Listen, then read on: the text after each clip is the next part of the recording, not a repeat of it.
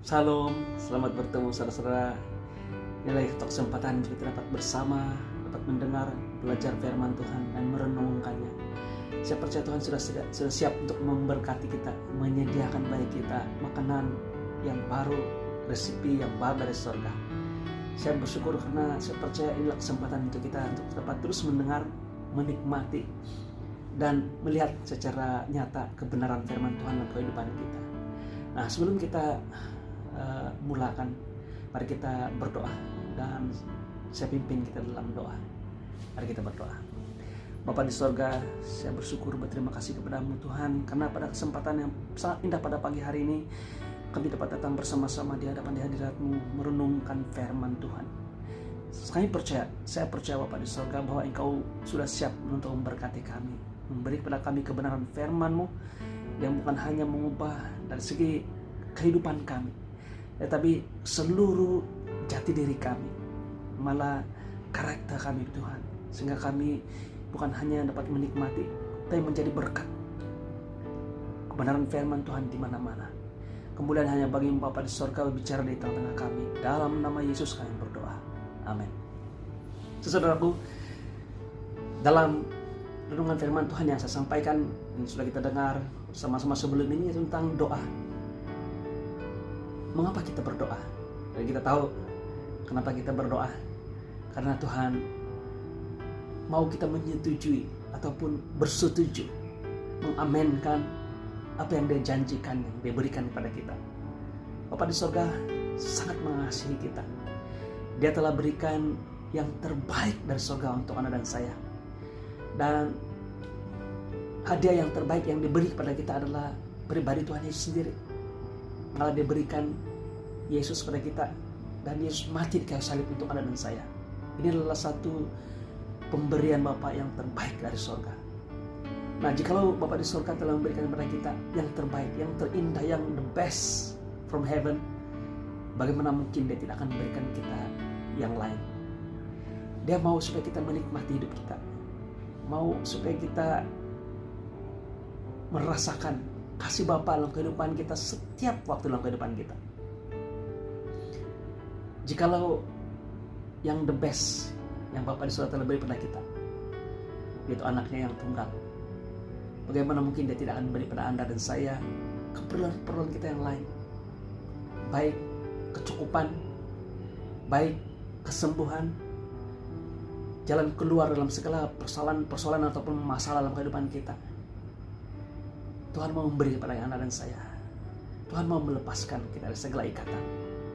Karena inilah kasih Bapa. Malah firman Tuhan mengatakan bahwa di dalam Dia, bersama dengan Dia.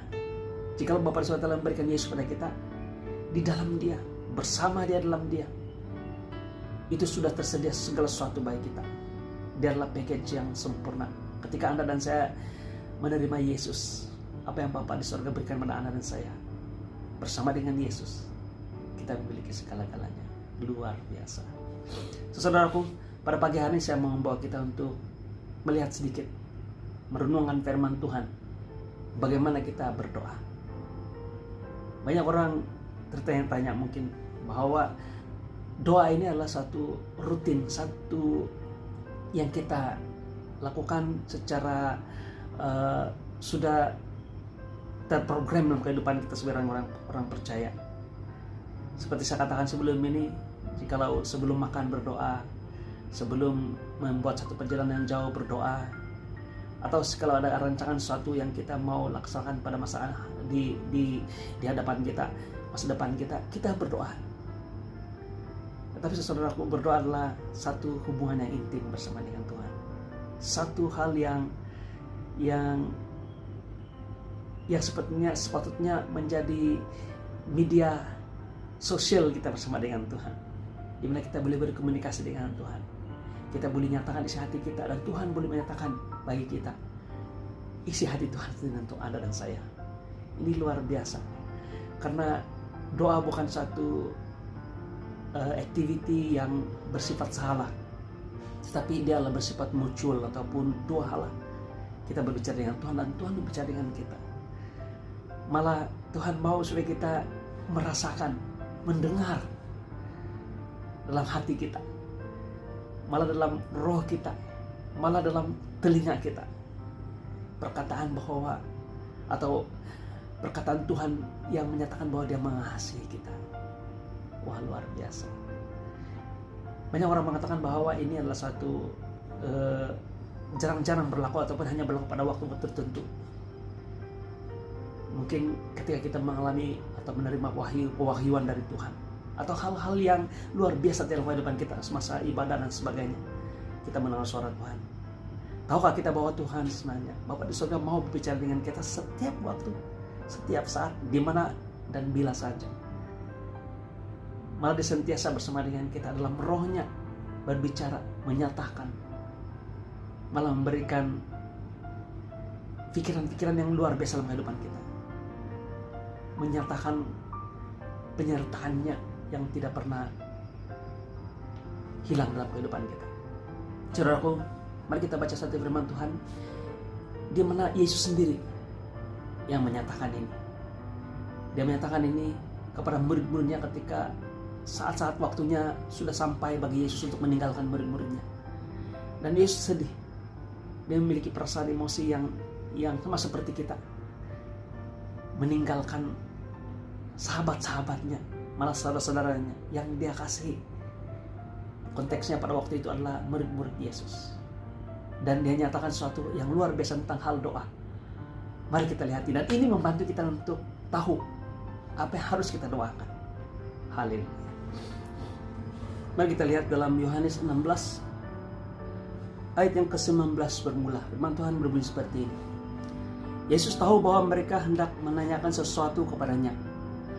Lalu Ia berkata kepada mereka, "Apakah kamu berbicara seorang dengan yang lain? Apa yang kukatakan tadi, yaitu tinggal sesaat saja dan kamu tidak melihat aku, dan tinggal sesaat saja pula dan kamu akan melihat aku. Aku berkata kepadamu, sesungguhnya kamu akan menangis dan meratap, tetapi dunia akan bergembira. Kamu akan berduka cita, tetapi duka citamu akan berubah menjadi sukacita. Seorang perempuan berduka cita pada saat ia melahirkan, tetapi sesudah ia melahirkan anaknya, ia tidak ingat lagi akan penderitaannya, karena kegembiraan bahwa seorang manusia telah dilahirkan ke dunia. Demikian juga kamu sekarang diliputi duka cita. Tetapi aku akan melihat kamu lagi, dan hatimu akan bergembira, dan tidak ada seorang pun yang dapat merampas kegembiraanmu itu daripadamu. Dan pada hari itu kamu tidak akan menanyakan apa-apa kepadaku. Aku berkata kepadamu, sesungguhnya segala sesuatu yang kamu minta kepada Bapa." Haleluya. Yang sesungguhnya segala sesuatu yang kamu minta kepada Bapa akan diberikannya kepadamu dalam namaku. Sampai sekarang kamu belum meminta sesuatu pun dalam namaku. Mintalah, maka kamu akan menerimanya, supaya penuhlah sukacitamu. Semuanya ini kukatakan kepadamu dengan kiasan, akan tetapi saatnya aku tidak lagi berkata-kata kepadamu dengan kiasan, tapi terus terang memberitakan Bapa padamu. Pada hari itu kamu akan berdoa dalam namaku, dan tidak aku katakan kepadamu bahwa aku meminta bagimu kepada Bapa, sebab Bapa sendiri mengasihi kamu, karena kamu telah mengasihi aku dan percaya bahwa aku datang dari Allah. Aku datang dari Bapa, dan aku datang ke dalam dunia. Aku meninggalkan dunia pula dan pergi kepada Bapa. Saudaraku, firman Tuhan ini sangat jelas. Yesus menekankan satu hal dalam hal berdoa. Dia katakan, jikalau kamu berdoa di dalam namaku, berdoa dalam nama Yesus Kristus. Malah jikalau kita lihat firman Tuhan ini, Dia telah mengulangi perkataan ini dengan sebanyak 3 kali dalam perikop ini saja. Yaitu dalam ayat yang ke-23 dia katakan, dan pada hari ini kamu tidak menanyakan apa-apa kepadaku. Aku berkata kepadamu, sesungguhnya segala sesuatu yang kamu minta kepada Bapa akan diberikannya kepadamu dalam namaku. Prinsip yang pertama kita berdoa. Banyak orang mungkin yang keliru, tapi saya percaya Bapa di surga paham, Yesus paham. Tapi ketika Yesus mengajar murid-muridnya untuk berdoa, termasuk doa Bapa kami, perkataan yang kita naikkan kepada Tuhan adalah nama Bapa. Kita meminta kepada Bapa. Bapa di sorga, dikuduskanlah namamu. Kita bicara kepada Bapa. Bapa adalah bicara kepada Tuhan, kepada Tritunggal, kepada satu-satunya Tuhan yang Maha Kuasa yang kita miliki. Bapa di sorga. Yesus mengajar bahwa kita menyerukan doa kita kepada Bapa di sorga. Rahasianya ialah di dalam nama Yesus Kristus. Mungkin ada yang tertanya mengapa? Karena kita menyatakan laluan kita. Saya katakan laluan karena firman Tuhan mengatakan, Yesus mengatakan bahwa akulah jalan, kebenaran dan hidup. Dia adalah the way, the truth and the life. Dia adalah jalan kita satu-satunya kepada Bapa di sorga. Seumpama seperti tiket, tapi lebih daripada ilustrasi seperti satu tiket yang kita miliki atau license dan sebagainya. Dia adalah pribadi dan dia ada dalam diri Anda dan saya, dalam Roh Kudus. Jadi bila kita berseru kepada Bapa di sorga dalam nama Yesus, kita berbicara tentang penebusan. Kita bicara bahwa kita telah ditebus dengan darah Yesus. Yesus telah memberikan segala-galanya bagi kita. Yesus telah menyatakan dirinya kepada Anda dan saya. Sehingga apabila Bapa di sorga melihat Anda dan saya, dia tidak melihat pribadi kita yang penuh dengan kelemahan, tapi dia melihat pribadi Kristus yang ada dalam kita. Kita berdoa, kita mengungkapkan kata-kata kita, baik dalam kata-kata yang terungkap dalam yang kedengaran atau dalam hati kita, yaitu di dalam nama Yesus. Di dalam nama Yesus. Haleluya. Dia katakan, sesungguhnya segala sesuatu yang kamu minta kepada Bapa akan diberikannya kepadamu dalam namaku. Kemudian yang ke-24 dia ulangi lagi, dia katakan, sekarang kamu belum meminta sesuatu pun dalam namaku. Karena orang-orang Yahudi pada waktu itu, termasuk murid Yesus, ketika mereka berdoa kepada Bapa di sorga. Dan nama Bapa di sorga pada waktu itu bagi mereka adalah Jehovah atau Yahweh. Pertama kalinya Yesus berkata pada murid-murid, dia katakan, berdoa di dalam namaku. Yeshua. Yeshua bermaksud penyelamat, juru selamat. Seakan-akan seperti kita berdoa seperti ini, Bapa di sorga, aku berdoa di dalam nama penyelamatku, yaitu Yeshua, Yesus Kristus, Jesus Christ. Kita berdoa atas nama pribadi yang menyelamatkan kita, yang mengampuni dosa-dosa Anda dan saya, yang telah mati menggantikan tempat Anda dan saya. Inilah bagaimana kita berdoa. Kita berdoa di dalam nama Yesus. Maksudnya apabila kita berdoa, kita tidak lagi berdoa secara remeh apabila menyebut dalam nama Yesus sebagai satu ending ataupun penutup doa kita, tidak. Tapi kita katakan bahwa di dalam nama penyelamatku, di dalam nama Yesus Kristus. Malah firman Tuhan mengatakan Anda dan Kristus dan Bapa adalah satu. Maksudnya mengatakan bahwa saya datang sebagai Yesus meminta kepada Bapa. Haleluya, luar biasa. Dan yang ketiga dia katakan begini, ayat yang ke-26, pada hari itu kamu akan berdoa dalam namaku, dan tidak aku katakan kepadamu bahwa aku meminta bagimu kepada Bapa, sebab Bapa sendiri mengasihi kamu karena kamu telah mengasihi aku dan percaya bahwa aku datang dari Allah. Aku datang dari Bapa dan aku datang ke dalam dunia. Aku meninggalkan dunia pula dan pergi kepada Bapa. Yesus mengatakan di dalam namaku. Saudaraku, inilah cara, inilah bagaimana kita berdoa. Kita berdoa di dalam nama Yesus. Dan satu yang sangat indah, apabila Yesus mengatakan begini, mungkin ada saudara jemaat Tuhan mengatakan, apa yang harus saya doakan? Apa yang harus saya doakan? Yohanes pasal 15 ayat yang ke-7, firman Tuhan mengatakan begini, jikalau kamu tinggal dalam aku dan firmanku tinggal dalam kamu, mintalah apa saja yang kamu kehendaki, dan kamu akan menerimanya. Ada dua hal yang berkaitan dengan apa yang kita perlukan ataupun apa yang kita kehendaki. Perkataan yang pertama yaitu kehendak, yang kedua ialah apa yang kita perlukan, needs, dan satu lagi ialah want. Nah, dalam terjemahan bahasa Inggris King James Version, perkataan kehendak di sini ialah want.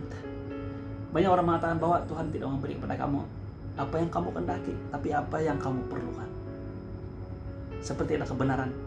Tapi Yesus sendiri menyatakan ini kepada Anda dan saya. Pada menurut Yesus pada waktu ini dan pada Anda dan saya pada hari ini, Dia katakan apa saja yang kamu kehendaki. Apa saja yang kamu kehendaki. Dalam Yakobus firman Tuhan mengatakan kamu tidak dapat karena apa yang kamu doakan kamu tidak dapat. Pertama-tama Dia katakan kamu tidak dapat karena kamu tidak berdoa. Dan kamu berdoa juga tapi kamu tidak dapat. Kenapa? Karena kamu salah berdoa. Kamu minta sesuatu yang memuaskan hawa nafsu.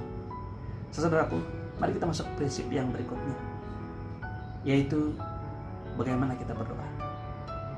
Kita berdoa hal-hal yang indah, hal-hal yang baik, hal-hal yang luar biasa.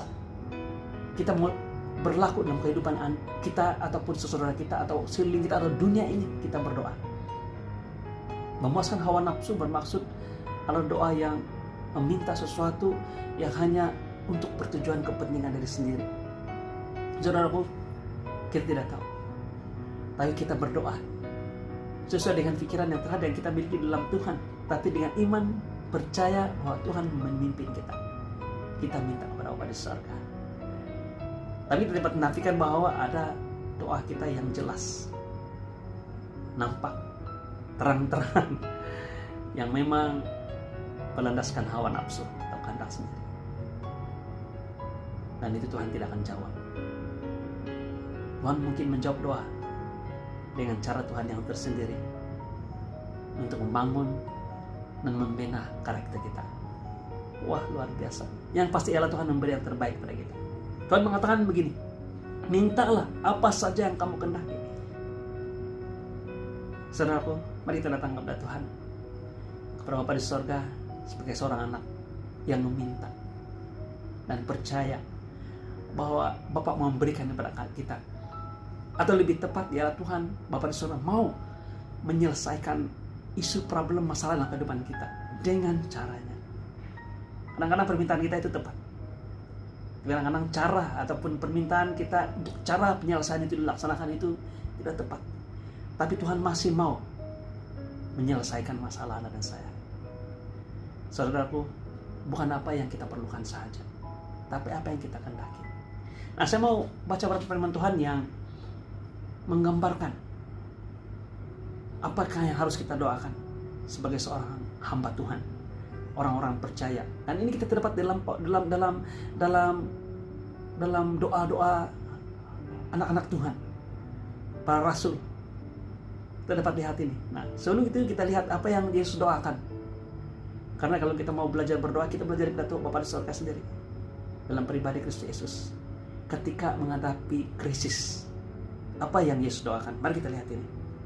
Dalam Matius pasal 26 ayat 39.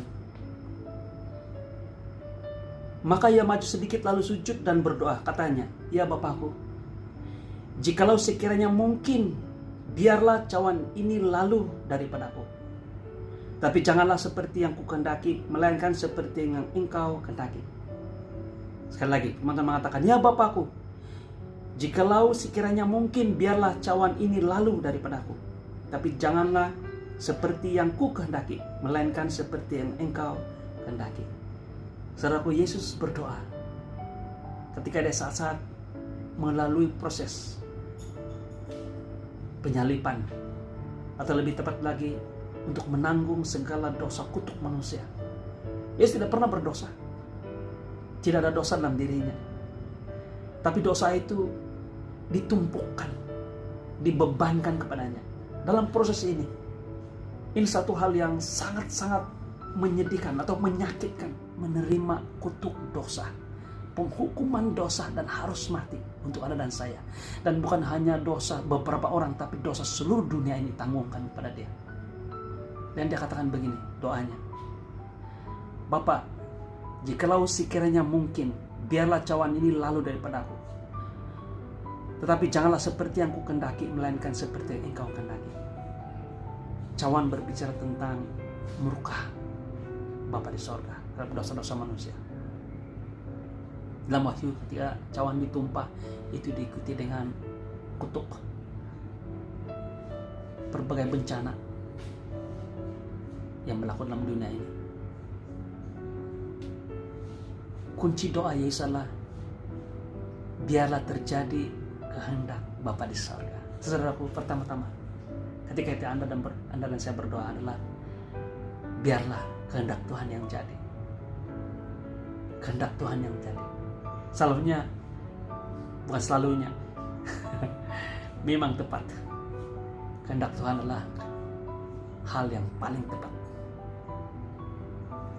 Waktu ibu saya sedang sakit, saya berdoa supaya dia sembuh, supaya dia memiliki umur lebih panjang lagi. Saya berdoa, Tuhan sembuhkan dia, sembuhkan dia. Tapi saya tidak minta perkataan jikalau sesuai dengan kehendak Tuhan. Saya katakan saya tidak doa itu, karena dalam hati saya mau melihat hanya satu, yaitu kesembuhan. Saya tidak mau melihat hal yang sebaliknya. Tapi ternyata apa yang berlaku ya Tuhan memanggil ibu saya. Memang umurnya tidak terlalu muda juga, itu dalam lingkungan 70-an. Tetapi sangat menyakitkan hati saya. Saya bergumul dengan Tuhan. Tapi ketika Tuhan menghibur saya dengan firman-Nya, dia katakan, dia ini ketika orang yang meninggal lebih dahulu daripada orang yang hidup. Sebenarnya orang yang meninggal lebih dahulu itu mempunyai privilege yang lebih besar berbanding yang masih hidup. Dan dia katakan bahwa ketika aku datang kedua kali, bukan kamu yang dahulu menyongsong saya di angkasa, tapi mereka yang meninggal dahulu dalam namaku. Jadi semua bicara tentang hal yang indah. Dan Tuhan katakan bahwa ibumu tidak mati, ibumu hidup. Dan ini menghibur dan menguatkan, meneguhkan saya. Nah, saya tidak katakan bahwa jikalau dalam hal-hal berkaitan dengan kesembuhan ataupun berkaitan dengan hal yang tepat yang memang kehendak Tuhan, supaya kita memiliki kesembuhan, memiliki badan yang sehat dan sebagainya, itu kita memiliki dua hati, tidak.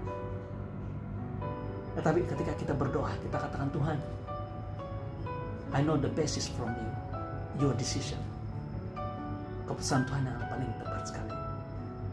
Memang Tuhan mau kita sembuh, Tuhan mau kita memiliki kesehatan yang luar biasa. Itu kehendak Tuhan, supaya Anda dan saya boleh menikmati kehidupan ini dengan penuh sukacita di depan Tuhan dan boleh menjadi berkat kepada orang sekeliling kita. Saya percaya ini rencana Tuhan.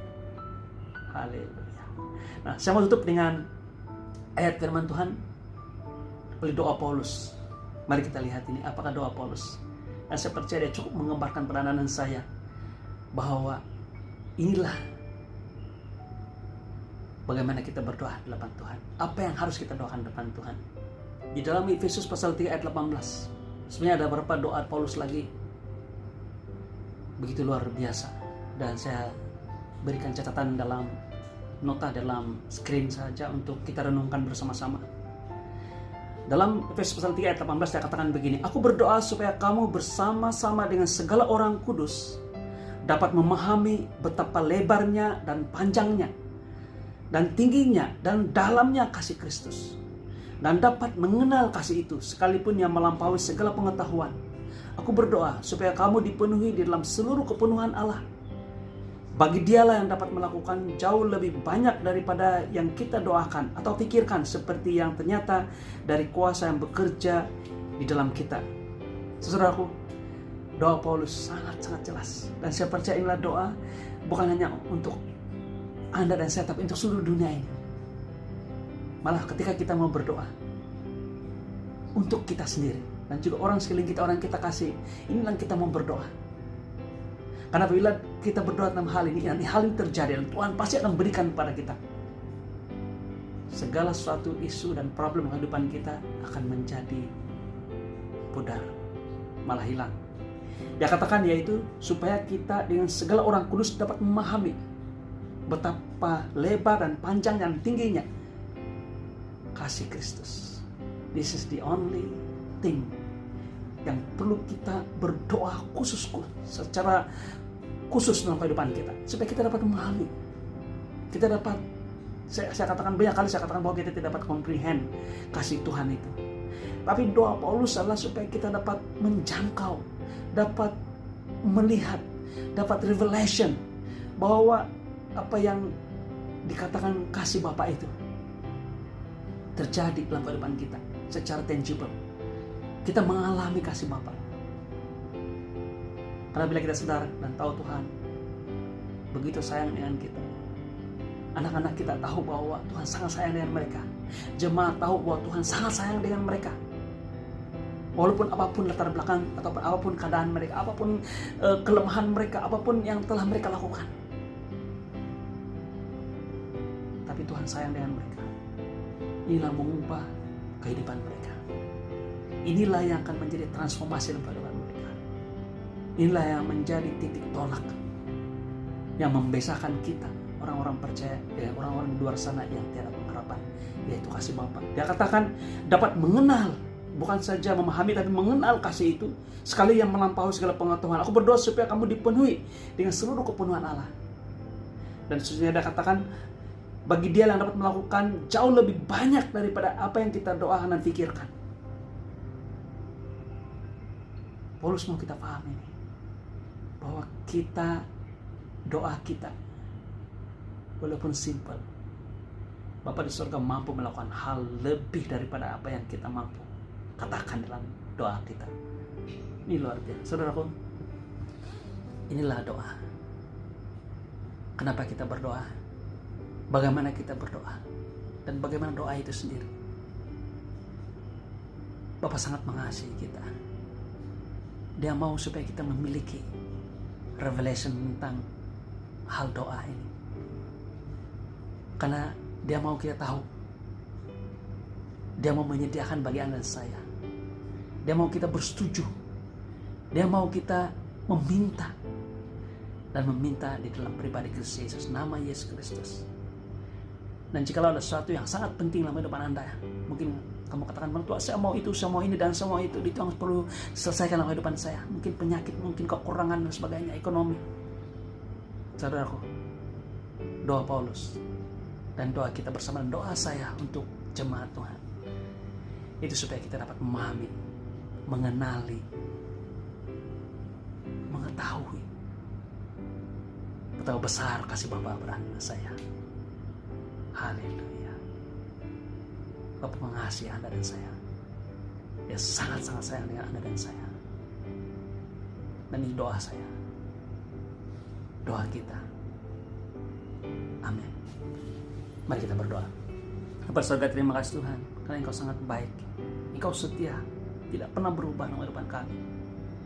Bapa, Engkau yang mulia, Engkau yang berkuasa, Engkau yang kudus. Tapi Engkau memberikan kepada kami hadiah yang paling istimewa dalam pribadi Kristus Yesus. Datang ke dunia ini dan mati di kayu salib untuk kami, mengampuni dosa-dosa kami. Sehingga ketika kami meminta sesuatu kepadamu,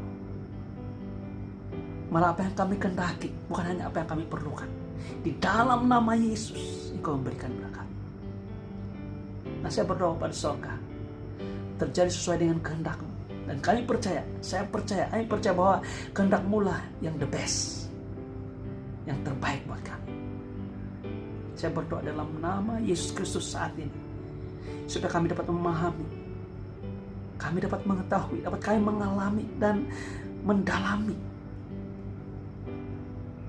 malah experience kasih Bapa dalam kehidupan kami, pada anak-anak kami, pada jemaat Tuhan, malah seluruh dunia ini sekeliling kami pada waktu saat-saat ini.